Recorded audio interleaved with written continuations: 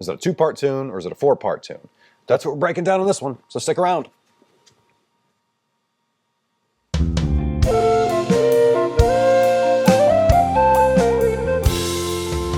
So this tune's called The Swallow's Tail. I heard it, well, I probably heard it at a session a few times, but the coolest recording that I've heard is by Dervish. I'm going to link that down below in the description box. And it brought up a question that I get a lot, which is how do you handle tunes that go below the octave of the instrument, the flute or the whistle? And this is a good example of that tune because you can play it a couple of different ways. The way I just did it, I played A, A, B, B. The first time through I played an octave below.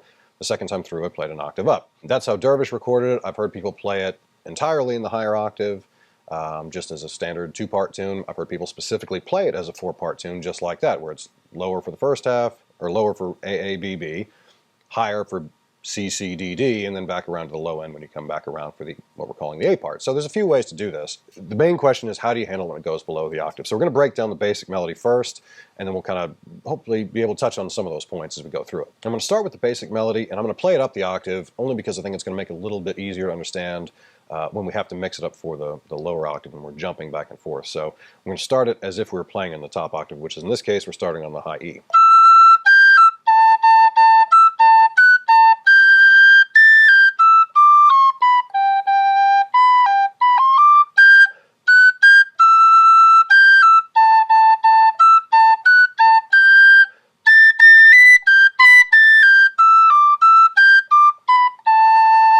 So that's the A part. And again, that's when you can play up the octave or down. The B part is similar. This is a fairly repetitive tune, but it jumps up. In this case, we're going to the higher octave, so we'll start with that.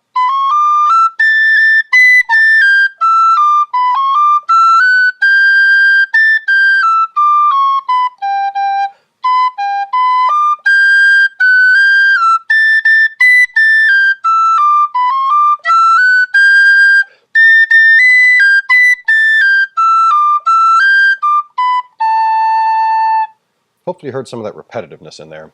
The ending of those phrases is the same between the A part and the B part. So that's how we would play it up the octave because we get basically a continuous scale. We're not doing anything weird to the melody other than we're pitching it up a whole octave, which works. Nothing wrong with that. Now, if we're playing it down the octave, here's how we do it. In this case, we're starting on the low E, so we already don't have a whole lot of room, but here's the idea.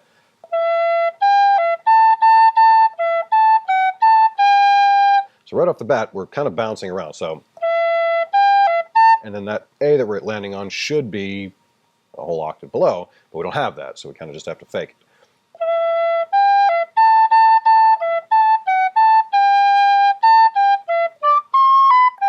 And that phrase again jumps up the octave. Those notes should be below, but we don't have them. And then it jumps back to what we're calling the main octave.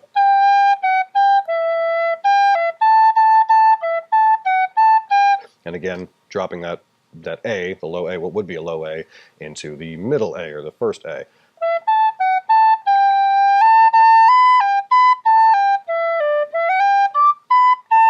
And there again, jumps back up to the top octave. B part, same thing, although we do have a little bit more flexibility because it goes up higher. So really it's just that triplet that drops below. And then back down to the E.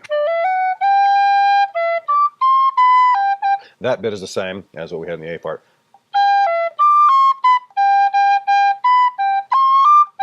And then back down. We skip the octave again.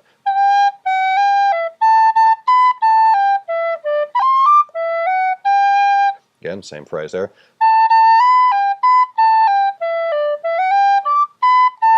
And it's just those last 3 notes. So that's a couple of things that you're going to have to watch out for in a tune like this, and there's a lot of them like that, where they go beyond the range of the instrument, usually down below, because fiddles and accordions, they've got more notes. Now, some of the tricks to that is it's really easy to squawk these notes. So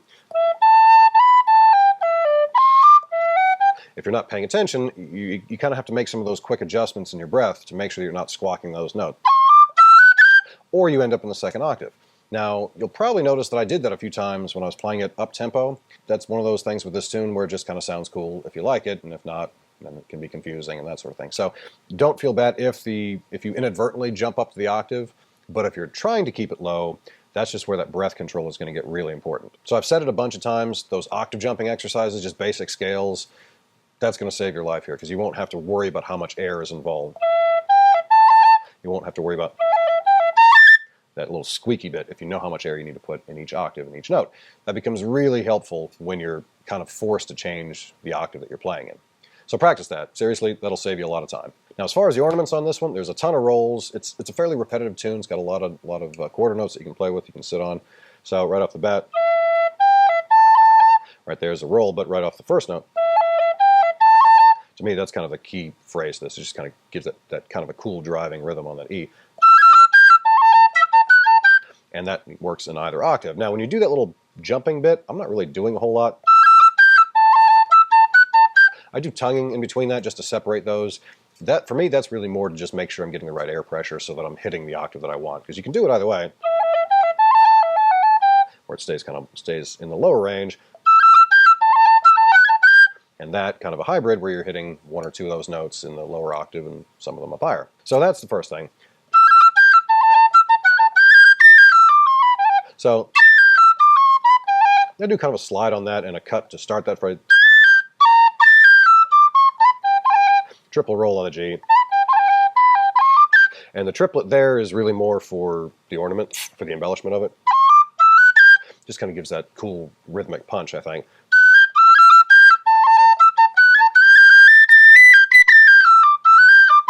That's really just a lot of cut. So we have a little bit of a triplet on the end, not that rhythmic one, but that's more of a melodic triplet. And you can finish with a short roll. B part, because it's so similar, you're not going to have a whole lot of difference there. So right off the bat, I'll play it down the octave so it's not so shrill.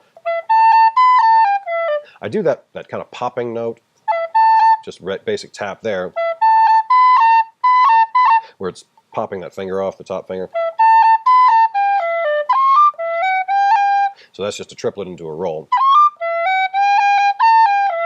And I do that same popping thing as I'm coming down that phrase. I don't think I mentioned that before, but that's one of those you can kind of work in and see how it sounds.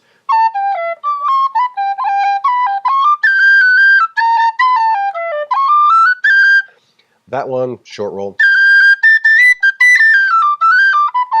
So it's a lot of those, it's a lot of short rolls, a lot of long rolls, some of those popping notes. Because it's repetitive, it's easy to overload it. But at the same time, this is a tune that's got a lot of room for ornaments. So see what you like, see what sounds good. I hope you like having the flute and the whistle in there. There's not really a whole lot I would do differently playing it on the flute, especially a keyless flute like I was just now.